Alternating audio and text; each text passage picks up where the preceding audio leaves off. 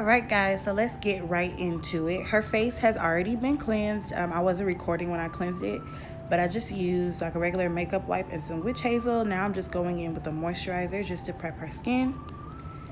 And I like to start with brows first. So I am using the ColourPop Brow Boss in the shade Brunette. I do like this product. I just wish I would have got a darker color, which is why I'm just using that to like give me the shape that I want with her brow. On both sides, as you see, I'm just kind of using that, as I said, to just define the shape and, you know, see how I want the brow to look. Then I'm going in with a dark brown brow powder, I don't remember exactly who made this brow powder, but any brow powder or pomade or product will do. So yeah, whatever you have on hand is fine. Now I'm carving out the brows using a flat brush. This is a new technique that I picked up. I normally was using angle brushes, but now I'm using a flat brush. And this is the Morphe M421 flat brush. And I'm just really taking my time carving out those brows and dragging that color, really allowing the shape of the brush to give me the desired shape of the eyebrow. So I put this clip in there just so you guys can see my hand placement on the brush. I know eyebrows is something that used to take me a really long time to do, but this brush makes it very easy because I'm just using the shape of the brush to like give me the shape of the eyebrow. So now I'm going in with a darker concealer. Both the concealers I use for her brows are LA Girl concealers. This is the Fawn. And I'm using that same darker concealer on the top. I use a darker concealer on the inside just so it doesn't look so ashy right there. So now I'm just taking a blending brush and I'm just pushing that product in. Not a lot of sweeping. You really want to push that product in. You don't want to move it. You just want to make sure that it's where you want it and blend it out. So push it in, make sure that that inside corner is nicely blended because you don't want that to be harsh, girl, because then you look crazy. And now I'm just going back in with my pencil and just kind of sharpening up that shape. Anything that may have got over concealed, just kind of going over that. Now I'm taking that same concealer. This is the shade Warm Honey. I did use this underneath her brow first. And I'm also using that as the primer for her eyeshadow. And again, we're pushing more than we're sweeping. Now moving into the Morphe x Jaclyn Hill palette, I am going into that orangey shade right there, and I am using that as her transition shade. It's called Alert, and I am using a big fluffy brush just to put that all over her crease.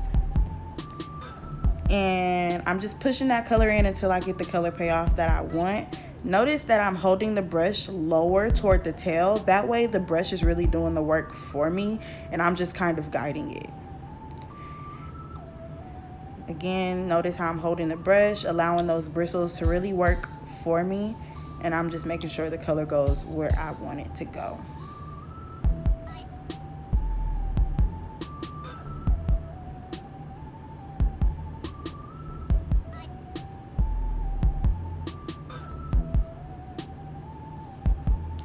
Now moving into a smaller blending brush. This is a Morphe M518, and I'm going into the shade Secret from the palette, and I am just deepening up that crease with the shade Secret from that same Jaclyn Hill Morphe palette. And again, notice that I am holding the brush lower toward the tail. That way I'm really allowing the brush to do the work for me. I just guide it because it's a blending brush, so you don't want to be trying to do too much, you know. You just want to let the brush do the work for you. Allow those bristles to really get in there and blend that shade out. This is so pretty, y'all. I was like in love the entire time doing this eyeshadow. And I'm just keep adding, blending until I get the desired look.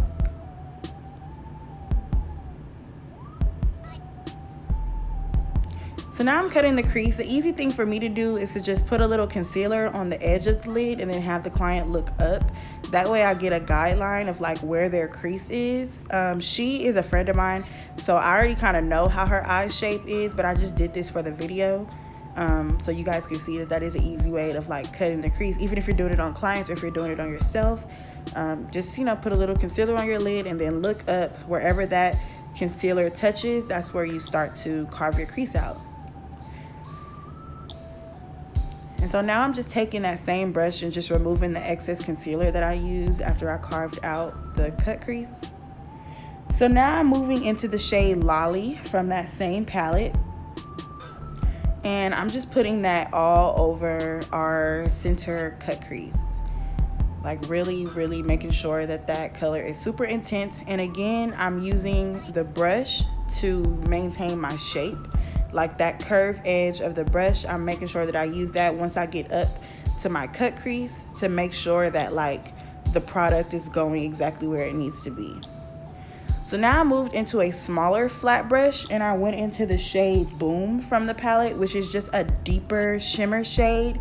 And I just wanted to add some dimension to that center part. I didn't want it to only be one color, so I used a deeper shimmer shade just so that I can create like some dimension in that part. And I think it came out really, really pretty. So there's Lolly in the center, and then towards the outer corners, as I said, I'm using the shade Boom, which is just a deeper metallic-y eyeshadow.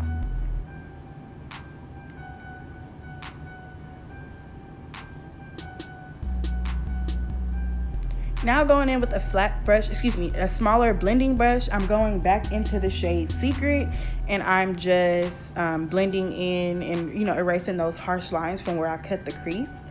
You know, I love a good blended cut crease, honey. So just using that shade to just kind of lose that harsh line.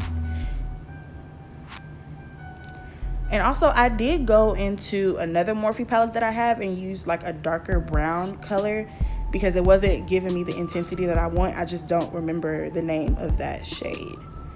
So now I'm going in with my Laura Mercier translucent powder, and I'm just pressing that powder into her skin because she is oily. As y'all know, I already moisturized and primed her skin, and it's been sitting on her skin now. So now I'm just going in, making sure that powder is there.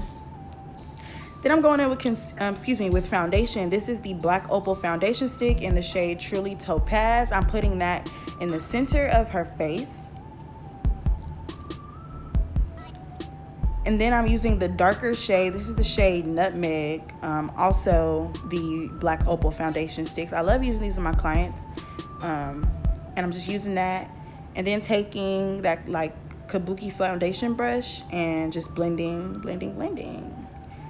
And then after I use the brush to blend it in, I go over it with the sponge just to make sure that it's super, super flawless.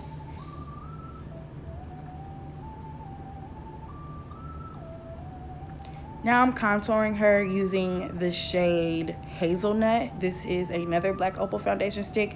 And I mixed Hazelnut and a Bobbi Brown foundation in the shade Expresso to contour. And then I'm just highlighting her face with the same concealer combo that I used underneath the brow, which is the LA Girl Pro Conceal in the shades Warm Honey and Fawn mixed together. And then I'm just blending, making sure everything is nice and blended.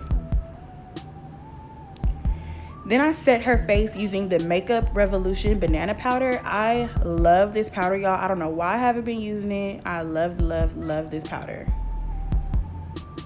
And I'm just pushing in that contour while she's baking, making sure that everything is nice and blended. Adding the powder. I did add a nose contour, and so I'm just taking that small blending brush and just making sure that I blend that contour all the way in, especially focusing up toward the eyelid area. Now I'm just taking some translucent powder again and setting her entire face with it.